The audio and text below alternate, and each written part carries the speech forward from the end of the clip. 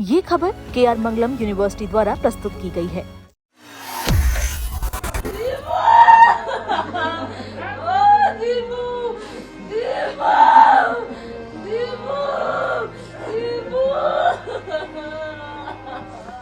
जिस बेटी को पिता ने सपनों की डोली में विदा किया था, उसी बेटी की लाश 14 महीने बाद अस्पताल के बेड पर मिली। हाथों पर चोट के निशान थे, पैरों पर सूजन थी, पेट और शरीर के कई हिस्सों पर गहरे जख्म थे। ग्रेटर नोएडा के जलपुरा गांव से आई दीपिका नागर की मौत की कहानी अब सिर्फ एक परिवार का दर्द नहीं, बल्कि दहेज की आग में झुलसती बेटियों की एक और भयावह दास्तां बन चुकी है।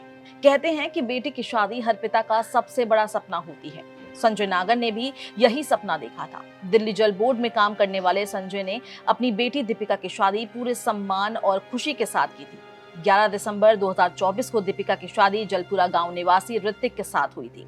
शादी में लाखों नहीं बल्कि करीब 1 करोड़ रुपए खर्च किए गए। नकदी, जेवर, फर्नीचर, गाड़ी, घरेलू सामान सब कुछ दिया गया ताकि बेटी नए घर में खुश रह सके। लेकिन शायद दहेज की भूख इतनी बड़ी थी कि करोड़ों रुपए भी कम पड़ गए। शादी के कुछ ही महीनों बाद दीपिका के फोन आने लगे, कभी रोते हुए, कभी डरते हुए, कभी चुपचाप। पिता को धीरे धीरे समझ आने लगा कि बेटी उस घर में खुश नहीं है। आरोप है कि ससुराल वाले लगातार फॉर्च्यूनर कार और 50 लाख रुपए की मांग कर रहे थे।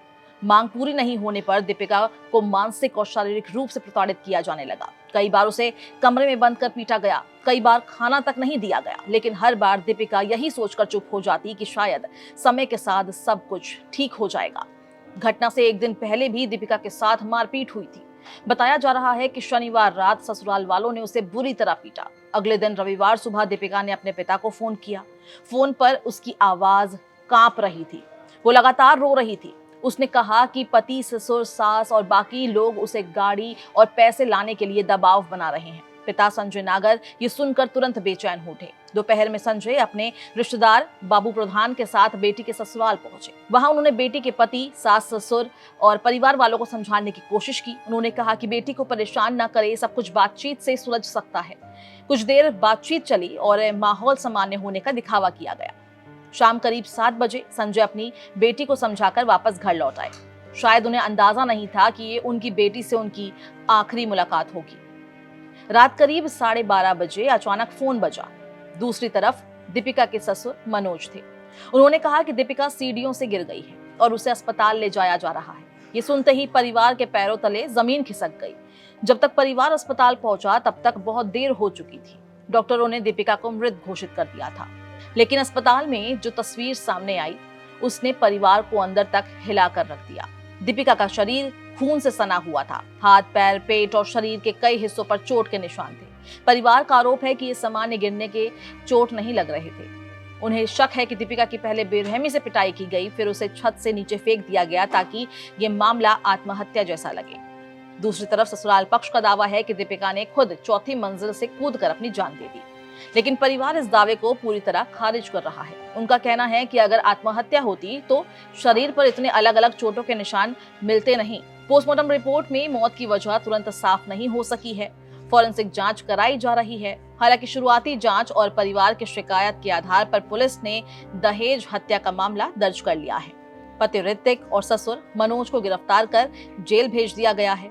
वहीं सास, ननद और अन्य आरोपियों की तलाश जारी है। पुलिस जांच में ये भी सामने आया है कि दीपिका पढ़ी लिखी और समझदार लड़की थी। उसने बीएड किया हुआ था। वहीं उसका पति बीए LLB का छात्र बताया जा रहा है। आरोपित परिवार इलाके में प्रभावशाली माना जाता है और उनके 3 स्कूल भी संचालित हैं। स्थानीय लोगों में चर्चा है कि परिवार दबंग प्रवृत्ति का है और इसी वजह से दीपिका लंबे समय तक चुप रही हो। घटना के बाद जलपुरा गांव में सन्नाटा पसरा हुआ है। दीपिका की मां का रो रो कर बुरा हाल है।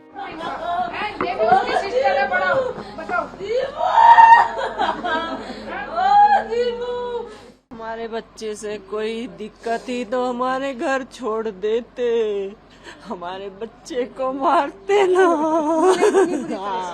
किस लिए माँ बाप शादी करते हैं? इसलिए तो करते हैं, शादी, बच्चे की शादी हम कर रहे हैं तो अपने घर पे रहे लड़की। लेकिन हमें ये नहीं पता था कि हमारी बेटी को वो इस तरीके से मारेंगे। हमें कुछ नहीं पता था। उसके पापा भी गए थे रात वहाँ पे, उन्होंने भी कहा था, फिर भी उन्होंने कह दी छोटी मोटी नौक है, चलो होती रहती है। लेकिन हमें ये नहीं पता था कि ये रात को मारकर उसे 1 बजे हमें कॉल करेंगे कि तुम्हारी बेटी मर गई है।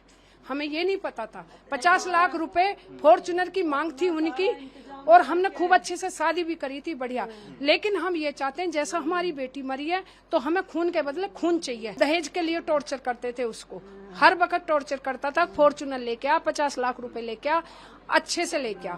लड़की बार बार मना करती थी कि मेरे पापा पे इतना पैसा नहीं है, नहीं है मेरे पापा पे पैसा, मैं कहाँ से लाके इतना पैसा दूं। लेकिन उन्होंने कुछ नहीं सुना बेटी का।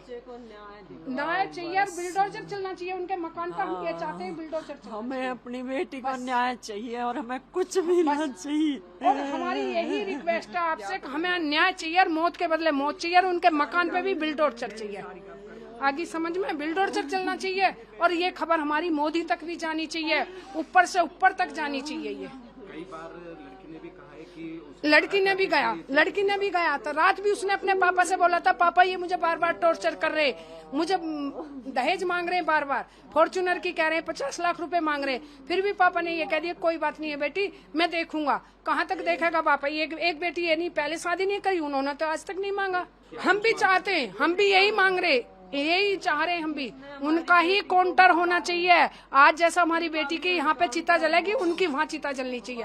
हम भी यही मांग रहे, हाथ जोड़कर हम भी ये। और उनके मकान पे भी बुलडोजर चलना चाहिए, आग लगा दे। मैं हमें सौंप दिया तो पुलिस क्या कर रही है? कुछ भी नहीं करा, अब तक भी नहीं करा। हाथ जोड़ कर रिक्वेस्ट है हमारी, अब हमारी बेटी को अन्याय मिले। देखो न्याय मिलना चाहिए। परिवार बार बार यही कह रहा है कि उन्होंने अपनी बेटी को बड़े अरमानों से विदा किया था। उन्हें नहीं पता था कि जिस घर में बेटी भेजी जा रही है वो उसकी मौत की वजह बन जाएगा। पिता अब सिर्फ इंसाफ चाहते हैं। उनका कहना है कि अगर आरोपियों को सख्त सजा नहीं मिली तो दहेज के नाम पर बेटियों की हत्या का सिलसिला कभी थमने वाला नहीं है। देश में दहेज कानून होने के बावजूद हर साल हजारों महिलाएं इसी लालच की भेंट चढ़ जाती है। कोई जलाकर मार दी जाती है, कोई फांसी पर लटका दी जाती है और किसी को छत से गिरा देने का दावा किया जाता है। दीपिका नागर की मौत ने एक बार फिर ये सवाल खड़ा कर दिया है कि आखिर बेटियां कब तक दहेज के नाम पर यूं ही मरती रहेंगी। फिलहाल पुलिस पूरे मामले की जांच कर रही है। कॉल डिटेल, पोस्टमार्टम रिपोर्ट और फॉरेंसिक साक्ष्यों के आधार पर आगे की कार्रवाई की जाएगी। इस वीडियो में बस इतना ही। अगर आपको ये वीडियो पसंद आई है इसको लाइक और शेयर करें। देश और दुनिया की तमाम अपडेट्स के लिए दैनिक जागरण को आज ही सब्सक्राइब करें।